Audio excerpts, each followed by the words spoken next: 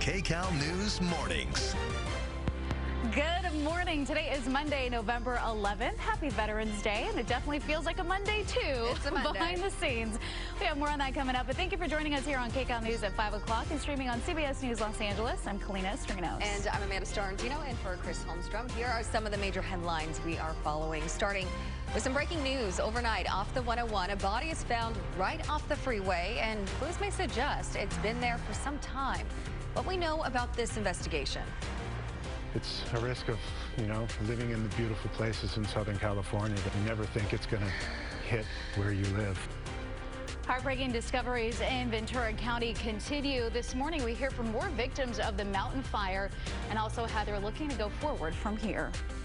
And a special salute to our service members. We are sharing some of the events and deals in honor of Veterans Day. And we know a lot of people are going to be heading out to celebrate and thank their veterans in the community. So we want to turn over to our meteorologist, Amber Lee, now for a look at the forecast. All right, so a little chilly again this morning to start off, and then we're going to start to see some breezes pick up. But overall, it's going to be dry. It's going to be mild. Here's a quick look at our next weather sky cam. Downtown LA, we're waiting for the sun to come up at 6:23 this morning. So we are also tracking a system to the north of us. That's why it is a little bit chillier this morning. So grab your layers. 31 degrees right now for Lancaster. We have mid-40s up over the mountains in Wrightwood, upper 40s for Claremont, mid-40s for Simi Valley, and then as we are headed toward the coast, we have upper 40s for Malibu, and then we have low 50s near the airport at LAX. As we head toward the afternoon, we're looking at more of the sunshine, upper 60s for the coast, 71 for LA and Orange County, 77 for the Valley, 74 for the Inland Empire. It's going to be a really nice Veterans Day with temperatures a little bit more in the low 70s with some breezes picking up for the high deserts, and then we'll have upper 50s, lots of sunshine over the mountains. But coming up here next weather forecast, I am tracking a slight chance of showers that should be moving in, and then a better chance of it as we head into the next few days. All right, back to you. And I'll, of course, keep an eye on how that rain may impact the roadways whenever it does come.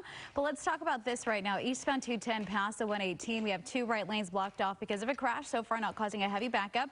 And then in the Inland Empire, a deadly crash here on Mountain Avenue to the westbound 60. The on-ramp there is blocked off. So you might see a surface street that's impacted there because of that closure. Otherwise, the actual freeway is still moving nicely. Same deal with the 210-10 and also the Cajon Pass, but I'll keep you updated throughout the morning. Breaking news now in the Hollywood Hills, where a body has been found near the 101 freeway. CHP is investigating near Cahuenga Boulevard and Woodrow Wilson. The department says the body has been there for some time and is decomposed. They say it was found in a hole or space next to a streetlight that kept it out of view. We are told there will be no traffic disruptions while the coroner responds to this scene. And this morning, fire crews are gaining the upper hand on the mountain fire, which is some good news. It's now more than 30% contained. But it's still so devastating. More than 100 homes were destroyed in the fire, along with thousands of acres of farmland. Kcal News reporter Tina Patel joining us live right now in Camarillo, where the community there is looking desperately for ways to move forward. Tina. Good morning. Well, now that more evacuation orders are being lifted, people are really getting a sense of the damage that this fire caused. You can see behind me just one of the homes that was destroyed in the mountain fire.